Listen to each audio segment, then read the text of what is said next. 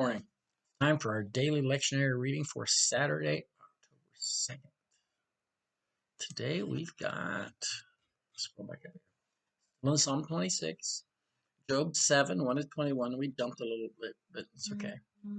And then Luke 16, 14 to 18. Psalm 26, again, this is a plea for justice and a declaration of righteousness. Vindicate me, O Lord, for I have walked in my integrity and I have trusted in the Lord without wavering. Prove me, O Lord, and try me. Test my heart and my mind.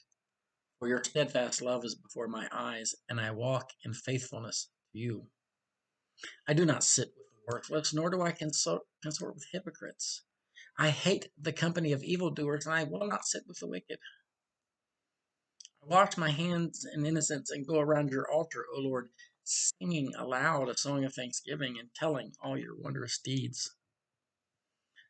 Lord, I love the house in which you dwell and the place where your glory abides.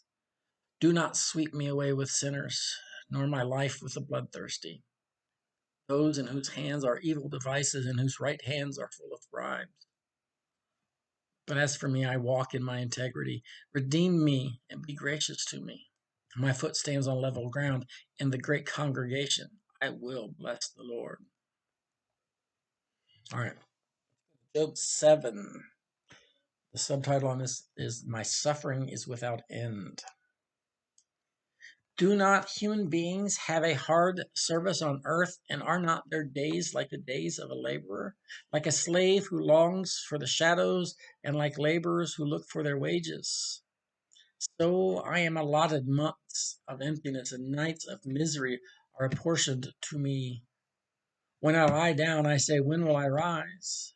But the night is long, and I am full of tossing until dawn. My flesh is clothed with worms and dirt. My skin hardens and then breaks out again. My days are swifter than a weaver's shuttle and come to their end without hope. Remember that my life is a breath. My eye will never again see good. The eye that beholds me will see me no more. While your eyes are upon me, I shall be gone. As the cloud fades and vanishes, so those who go down to Sheol do not come up. They return no more to their houses, nor do their places know them anymore.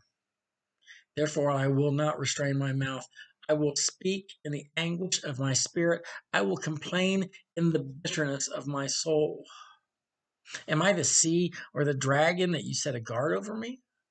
When I say my bed will comfort me, my couch will ease my complaint, then you scare me with dreams and terrify me with visions, so that I would choose strangling and death rather than this body. I loathe my life. I would not live forever. Let me alone, for my days are breath. What are human beings that you make so much of them that you set your mind on them?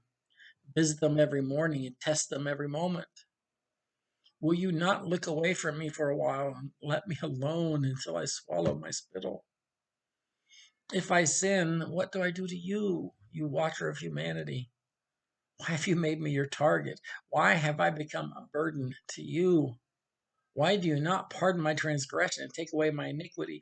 For now I shall lie in the earth, and you will seek me, but I shall not be.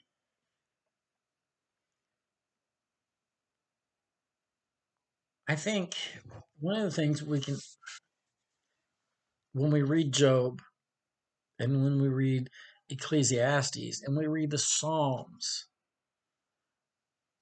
I think we should realize that it's okay to be upset with God. God is not going to strike us down because we got mad at him, because we got angry that he allowed this to us. It's not going to, that's not the way God works. It is okay to come to God with your anger and your frustration and your hurt and your heartache. And that's okay. If there's one lesson to walk away with, it's okay. When Christianity has its roots in Judaism, and Judaism has no problem.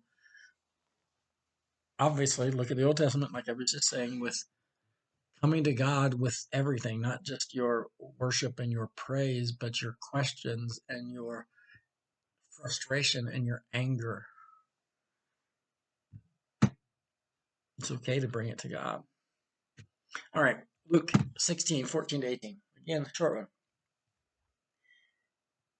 The Pharisees, who were lovers of money, heard all this and they ridiculed him. So he said to them, "You are those who justify yourselves in the sight of others, but God knows your hearts. For what is prized by human beings is an abomination in the sight of God." The law of the prophets were in effect until John came. Since then, the good news of the kingdom of God is proclaimed, and everyone tries to enter by force. But it is easier for heaven and earth to pass away than for one stroke of a letter in the law to be dropped.